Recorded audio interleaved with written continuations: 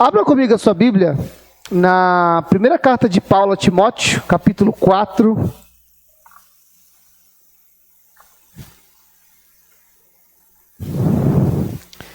Quero ler o verso 7 e verso 8 com os irmãos. Minha versão é a King James.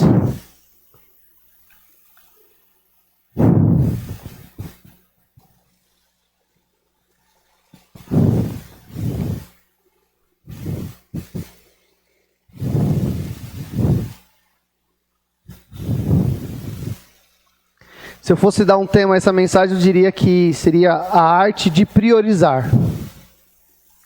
A gente acha que sabe priorizar as coisas, né? A gente fala, não, minha vida é organizada. Aí quando você vai lá olhando assim, você fala, daqui precisa arrumar, isso daqui precisa arrumar. Às vezes a gente acha que uma coisa é muito importante, de repente a gente percebe que não é tão importante. Ou a gente dá uma ênfase demasiada a uma área da vida e a gente cria uma deficiência em outra área. E eu queria meditar nesse texto com os irmãos, em nome de Jesus. Todos acharam, irmãos? 1 Timóteo, capítulo 4, versos 7 e 8. Amém? Diz assim: todavia, recusa as fábulas profanas e de velhas, e exercita-te a ti mesmo em piedade, porque o exercício corporal para pouco aproveita, mas a piedade para todas as coisas é proveitosa, tendo a promessa da vida que agora é e da que há de vir. Amém, irmãos? Amém. Então, 2 versículos aí, a gente vai trabalhar essa noite falando sobre isso, né? A arte de priorizar. Paulo está dando um conselho a Timóteo. Timóteo é um jovem pastor que andou com o Paulo a partir da segunda viagem missionária, esteve com ele na primeira, na segunda viagem, na segunda e na terceira viagem missionária. E aí, Timóteo agora pastor de uma igreja, cuidando de uma comunidade. Paulo então vai dar uma série de orientações a Timóteo. Vai falar sobre a saúde, vai falar para ele despertar o dom dele, vai falar sobre a questão do ensino, vai falar que ninguém deve desprezá-lo por causa da mocidade, vai falar para ele se aplicar a ensinar. Então vai dar uma série de recomendações, realmente. Aquele a quem Paulo chama de filho, meu amado filho, né? Então há um relacionamento aqui bem interessante entre Timóteo e Paulo. E aí Paulo vai dizer essas frases que nós lemos, né? Verso 7 e verso 8. A primeira coisa que ele diz é: recusa as fábulas profanas e de velhas. O que ele está dizendo é, olha, existe uma conversa aí, existe uma fala que ela não tem fundamento nenhum, ela é uma fábula, né? Ela é uma invenção. Eu não sei aqui quantos ainda lembram da escola, porque velho a grande maioria aqui já é. Então não adianta falar, pastor, nunca ouvi falar, né? Porque às vezes, né, a pessoa fala, não sei quem é. Por exemplo, as fábulas de Esopo. Amém? A Augusta nunca ouvi falar. A fábula do isopor, né? Fábula de Esopo. São histórias, né, que eram contadas para trazer alusão a uma realidade, né? Tem algumas. Então, mas não são histórias reais. Por exemplo, você vai pegar nas fábulas de Esopo, animais que falam. Então é uma fábula, exceto a mula de Balaão, o resto, irmãos, é fábula, né? Não acontece, é uma ideia, é uma mentalidade, é uma história que serve para trazer uma reflexão moral, que serve para fazer uma reflexão de valor, que para alguns casos serve para entretenimento, diversão, mas não é uma realidade. Não dá para você fundamentar a vida, a fé, a expectativa, a esperança em cima de uma fábula, de uma história que no final ela não é verdadeira. Ela até pode ter um valor ali de ideias, de conceitos, de princípios, mas ela não é uma verdade. Então, irmãos, Paulo está dizendo a Timóteo, esse tipo de coisa, ela não deve nem participar da sua rotina, da sua vida. A palavra que ele usa é rejeita as fábulas. Sabe aquela história que te pega em lugar nenhum e te dá destino a nenhum outro lugar? Você não cresce, você não melhora, você não fica bem, você não acrescenta, como diria o dito, é uma conversa fiada, não vai para lugar nenhum. Ela até pode parecer uma coisa muito importante, dependendo da forma que a pessoa fala, mas você vai percebendo que aquela conversa, aquela história, aquela ideia, ela não vai te levar para lugar nenhum. Na verdade, ela está te levando para um desperdício de tempo. Eu não sei se aconteceu isso com vocês, eu vou falar de mim, porque se eu posso falar mal de alguém é de mim, então eu vou falar de mim. Então, por exemplo, se você pega ali um pouco, você senta ali no sofá, ou está no ônibus, ou está no horário de almoço, está em algum momento, aí você está ali olhando as redes sociais, né? Aí você começa a ver os stories das pessoas, né? Ou você vai naquele negocinho do WhatsApp e vai vendo a vida dos outros, não é verdade? Que a gente está lá para ver a vida dos outros, a nossa vida pouco interessa, né? Então a gente vai ver a vida dos outros. O que deve estar acontecendo de interessante na vida das pessoas? E você começa a ver, e vai subindo stories, e vai subindo story, vai passando, olha fulano, tá na praia, olha fulano, tá na escola, fulano tá doente, e olha só fulano, olha o que ele escreveu, e você vai indo. Quando você menos imagina, você já tá lá 20 minutos, 30, 40, 1 hora. E o que você ganhou de conhecimento? O que te enriqueceu? O que você levantou e disse, caramba, isso daqui eu não sabia. Que coisa maravilhosa. Qual foi a virtude que foi acrescentada a você? Qual foi o conhecimento que foi acrescentado a você? Quase sempre, irmãos, nenhum. Quase sempre nenhum. Quase sempre a gente é mero entretenimento, mera diversão, mera curiosidade. Mas não acrescenta em nada, absolutamente nada. E para esse tipo de coisa, Paulo diz, rejeita. Não deve fazer parte da sua vida. Se é mero entretenimento, se não vai te acrescentar absolutamente nada, se não vai te produzir nenhum conhecimento, se não há nenhum louvor a Deus, se não vai te encorajar, se não vai te chamar a atenção para você ser melhor, rejeita. Porque não vale a pena, porque você não pode fundamentar a sua vida em nada do que está ali, porque é uma história, é uma fábula, não é uma verdade. Se você aplicar a sua vida a isso, sua vida não vai melhorar. Você não vai crescer como ministro, você não vai crescer como jovem, você não vai crescer como marido, você não vai crescer como esposa, você não vai crescer como filho, você não vai crescer como trabalhador. Vai ser um tempo gasto à toa. Ou seja, é um tempo que não se aproveita em absolutamente nada.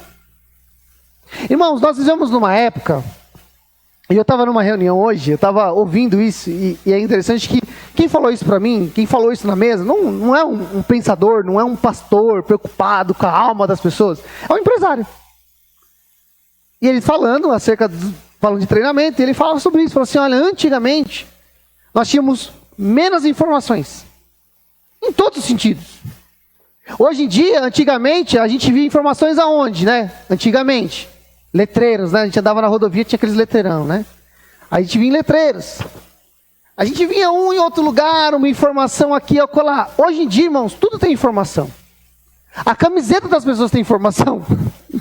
Na verdade, tem uma frase de efeito, tem uma frase de duplo sentido. Você vai no lugar, você entra no ambiente, há muitas informações. As cores são informações, a disposição das coisas. Hoje tudo é estudado, irmãos. Tudo é estudado. Quase tudo dentro de um ambiente empresarial ou dentro de um ambiente alimentício. Quase tudo que está ali é absolutamente pensado. Você vai no supermercado, irmãos, isso é uma coisa que a gente tem que entender. A gente vai no supermercado, por exemplo, tudo que está ali nas gôndolas, né, que são as prateleiras, alguém pensou o que tinha que ir em tal lugar. Alguém disse o seguinte, olha, se a pessoa entrar aqui para comprar café, é bom já deixar uma prateleira de leite do lado. Por quê? Porque quando ele entrar e falar, vou comprar café, ele fala, será que eu tenho leite? Vou levar um. E aí você já aproveita e na outra prateleira da frente já deixa um pãozinho no jeito, porque ele vai passar lá e falar assim, já comprei café, já comprei leite, preciso comprar pãozinho. Aí ele fala assim, já estou aqui mesmo, não sei se tem, já vou levar. Então quase tudo, irmãos, dentro de um ambiente de mercado é pensado para que cada vez mais a pessoa consuma. Há um estímulo de comprar, por quê? Porque o comerciante vive disso. Então a gente vive num mundo que dão muitas informações e vão criando dentro de nós necessidades que não são necessidades. Elas não são natas, mas elas são estimuladas para a gente desenvolver. Eu vou dar um exemplo. Há um tempo atrás, hoje eu estou bem voltando no tempo, né? Há muito tempo atrás, há muitos anos atrás, Há um tempo atrás, um grupo de universitários fez uma pesquisa na universidade. Eles colocaram ali, eles chamaram um grupo de outros universitários, deram de outras matérias, e falaram assim, olha, a gente vai passar um filme, a gente queria mapear, ver a reação de vocês, vocês podem participar? E as pessoas voluntariamente falaram, não, vamos lá, tal. E eles entraram lá onde ia ser o evento, né, tipo um cinema, no auditório, e ficaram ali. E o pessoal, senta um pouquinho, já vai começar, tal, fique à vontade. E aí, eles soltaram um flash muito rápido. Uma pipoca pequena, uma pipoca média, uma pipoca branca, uma grande. E aí eles deixaram tudo preto, de novo. Foi muito rápido a imagem. E aí eles voltaram e falaram, pessoal, deu um probleminha lá, faz o seguinte, precisam ficar aqui, um ambiente muito quente, né? Pode ir lá no parque, daqui a pouco a gente chama vocês de volta, rapidinho a gente arruma. Quando eles saíram, viu o que já viram do lado de fora? Um carrinho de pipoca. E as pessoas foram lá, compraram pipoca, todo mundo. E aí o pessoal voltou, quando voltou, todo mundo com pipoca na mão. E aí eles acenderam as luzes e falaram assim, obrigado, vocês acabaram de participar da pesquisa. Porque nenhum de vocês comeu pipoca quando entrou, o carrinho já estava lá. Mas quando vocês viram as 3 pipocas, vocês foram estimulados. E quando saíram, vocês falaram, pipoca, vou comprar pipoca. Então um monte de coisa, irmãos. Por que as pessoas dizem assim, não vá para o mercado com fome? Por quê? Porque você acha que você vai comer colocando no carrinho. Não é verdade? Você vai lá, porque você tem um estímulo natural de fome que você diz, você precisa se alimentar, você precisa buscar comida. Mas às vezes existem estímulos de coisas que nós não precisamos. Mas o mundo é um mundo de informações que vão criando em nós estímulos para que a gente adquira o que a gente não precisa. Você viu aquela pessoa que comprou um monte de coisa e falou assim, não sei se eu vou usar, não gostei. Mas por que raio que comprou? Eu trabalhei com um camarada uma vez, eu lembro dessa história. Eu trabalhava no centro de São Paulo, na rua 15 de Novembro. E havia uma camisaria bem conhecida ali. E naquela semana eles fizeram uma promoção, eu fui lá e comprei 2 camisas, né?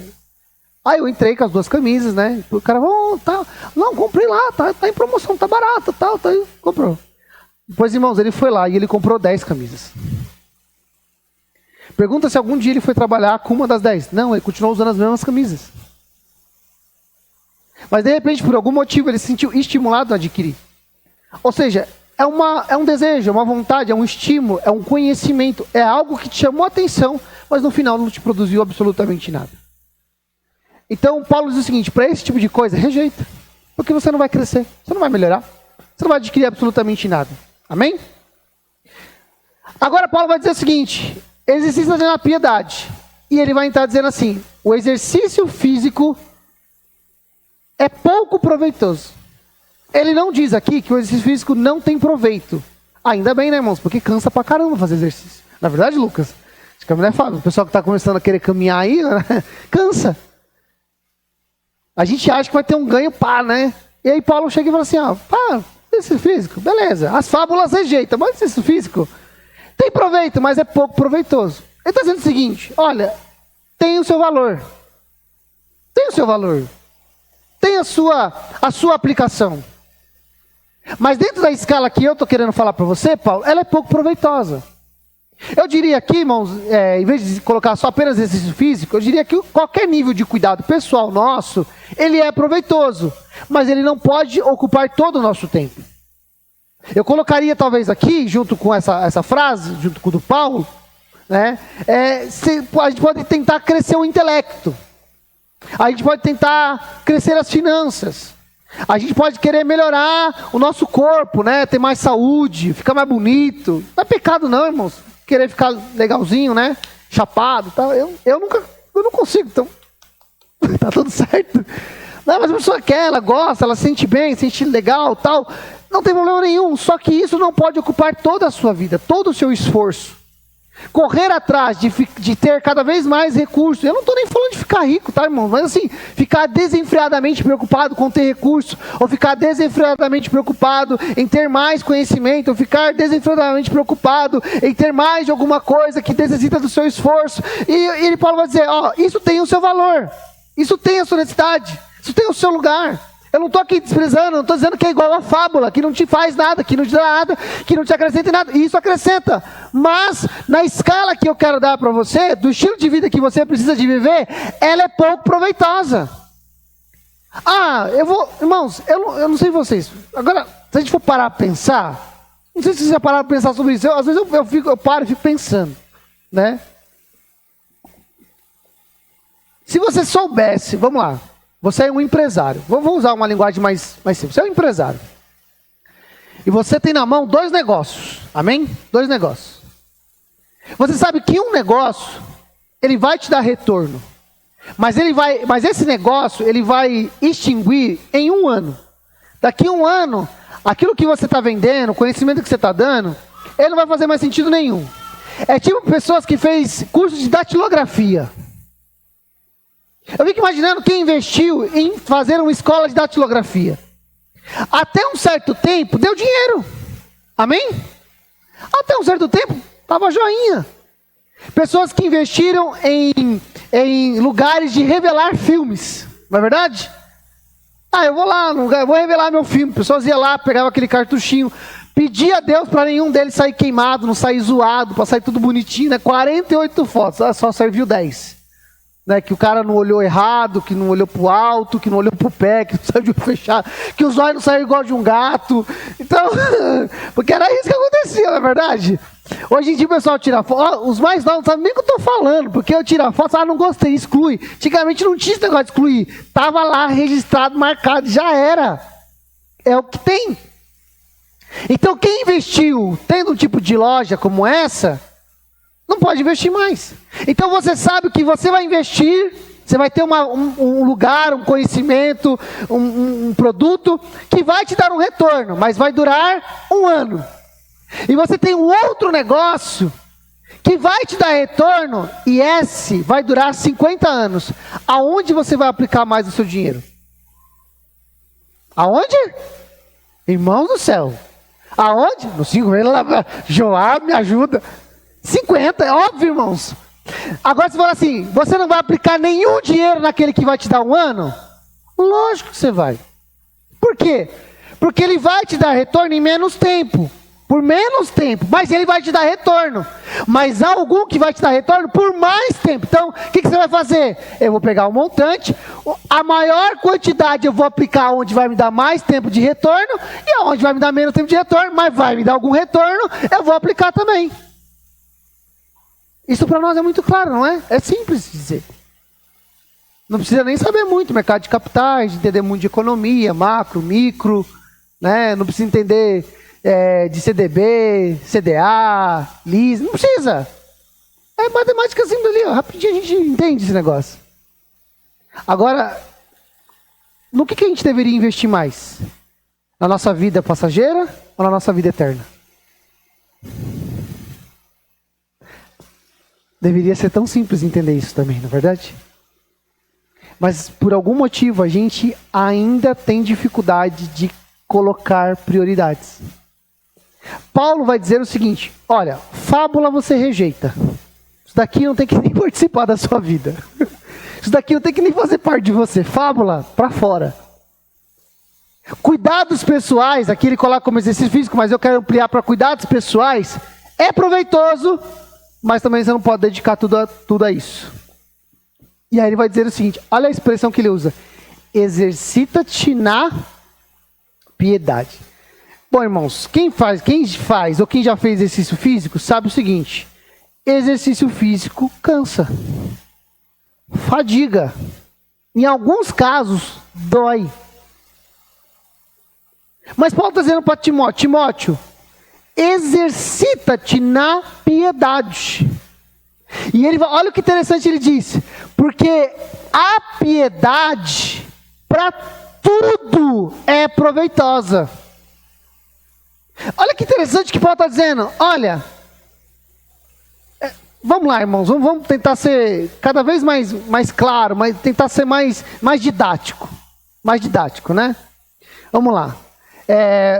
Se você tiver a oportunidade de comprar um equipamento que tenha tudo que você precisa, ou comprar vários equipamentos, o que você vai fazer?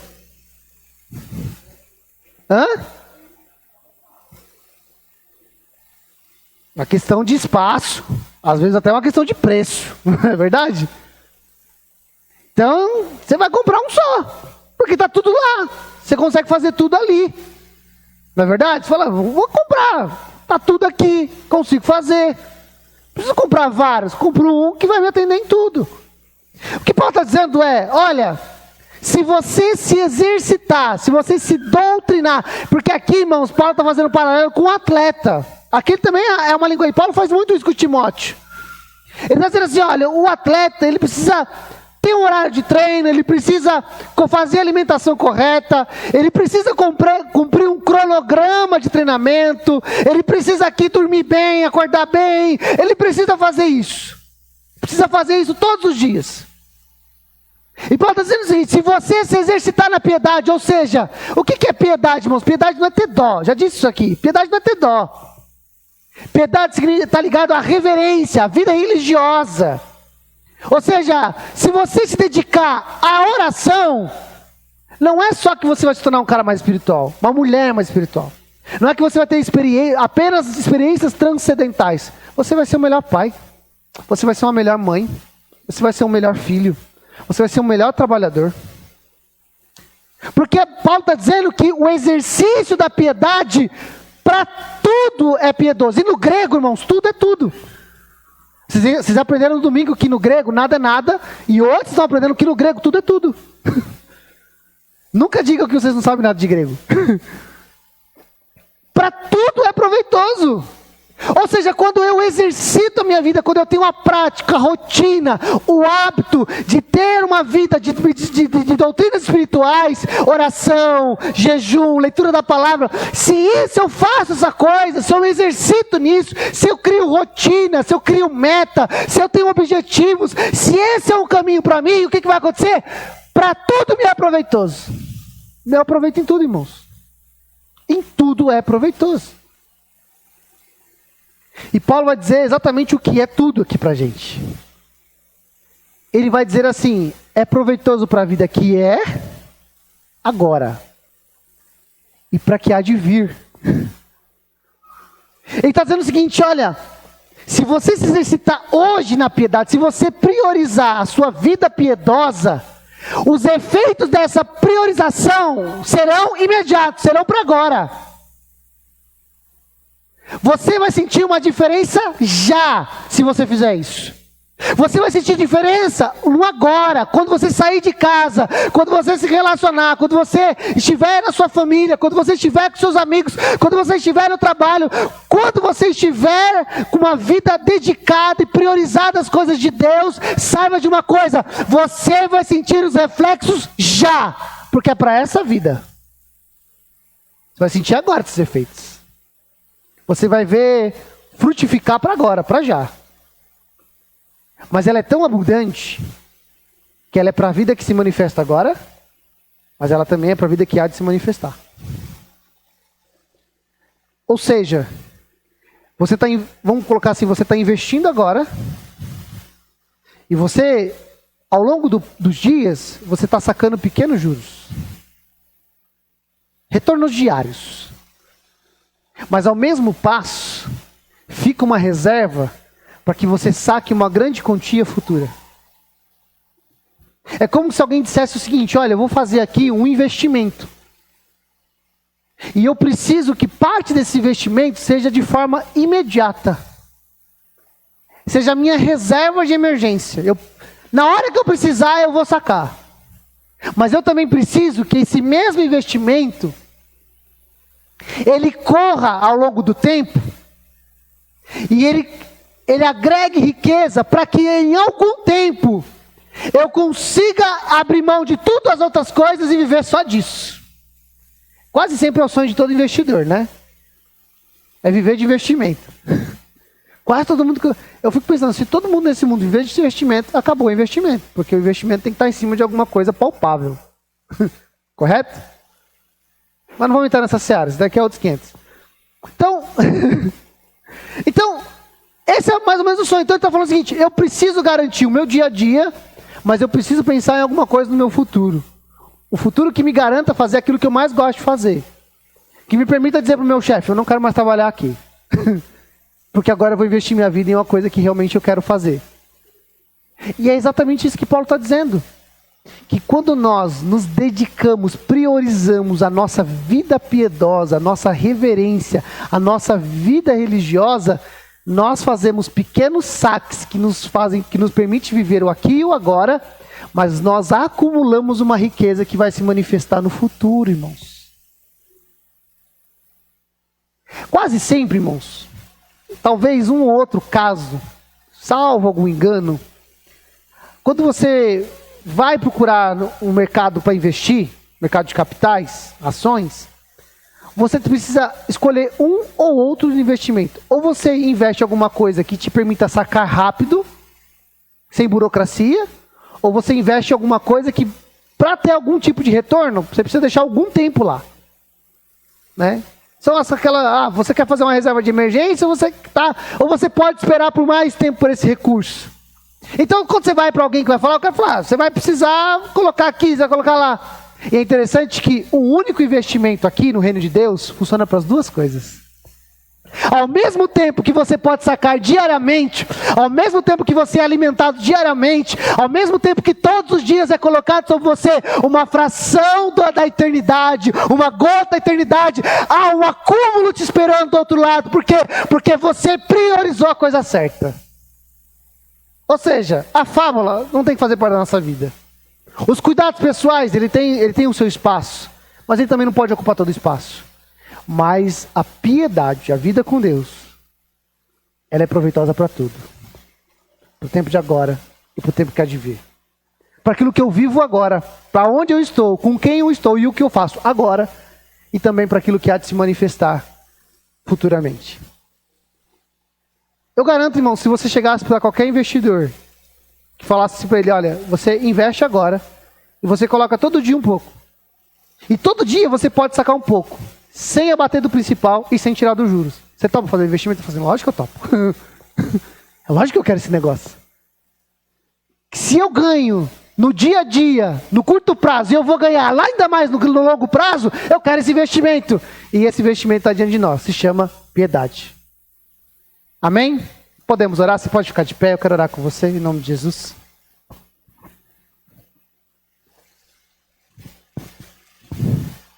Vamos pedir que Deus nos ajude, irmãos, a sermos nessa área investidores agressivos. Não é verdade? Aquele que está disposto a aplicar tudo no Senhor. Que não vai abrir mão dos cuidados pessoais, que não vai abrir mão de ser um bom pai, de ser uma boa mãe, de ser um bom marido, de ser um bom filho, de ser um bom trabalhador. Que não vai abrir mão de repente fazer ali o seu exercício físico, de melhorar, de ficar mais saudável, de ficar mais bonito. Não tem problema nenhum. Mas que vai concentrar a grande parte da sua existência se ocupando com as coisas que são de Deus. Se ocupando em ser uma pessoa piedosa, conhece a palavra, tem intimidade pela oração, que ama as coisas de Deus, que ama a casa de Deus, e que, embora precisa ter os outros cuidados, como nós já citamos aqui na sexta-feira passada, embora a gente tenha a obrigação de ter os outros cuidados, a gente tem um coração em reverência a Deus, e procura ter uma vida espiritual. Então, às vezes a pessoa fala assim, por que eu não desenvolvo uma vida espiritual? Porque você está ocupado com fábula. Está ocupado em querer saber qual é a discussão da internet. Eu falo para você, irmãos, de vez em quando eu olho e falo, meu Senhor, eu vou desligar esse negócio. Não dá não. Hoje mesmo eu estava vendo um vídeo lá que um colega meu, né, um missionário colega meu mandou, eu fiquei olhando e falei, rapaz, você tem uns caras aqui.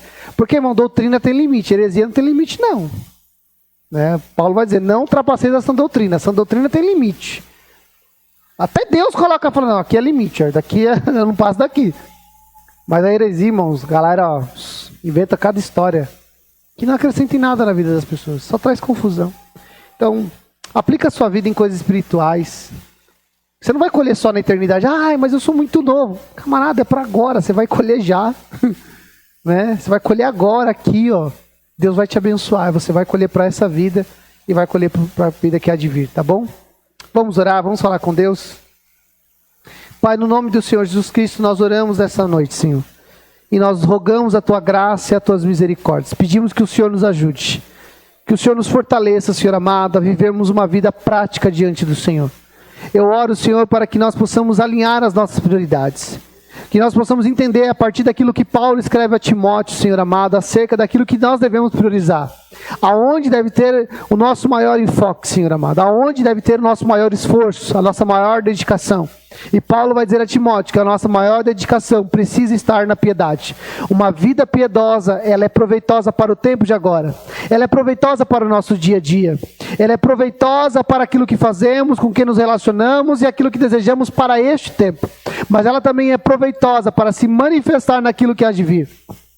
Pai, em nome de Jesus, ajuda-nos a ocupar a nossa vida, a ocupar a nossa mente, a ocupar o nosso coração em coisas que são eternas. Pai, nós não queremos abrir mão dos cuidados pessoais. Nós sabemos que é necessário cuidar da saúde, nós sabemos que é necessário cuidar do conhecimento, nós sabemos que é necessário, Senhor amado, cuidar dos níveis e esferas de relacionamento que nós temos, seja casamento, sejam filhos, sejam estar com pais, estar com irmãos ou estar com amigos. Tudo isso é importante, tudo isso é necessário, tudo isso tem o seu devido lugar e o seu devido valor, mas ela não pode ocupar todo o nosso espaço, toda a nossa vida, todo o nosso esforço. Nós não devemos inverter as prioridades, porque o que nos dá retorno, Pai, deve ser aquilo que mais nós devemos aplicar, e nada, Senhor, absolutamente nada é mais vantajoso, nada é mais enriquecedor, nada nos torna tão recompensados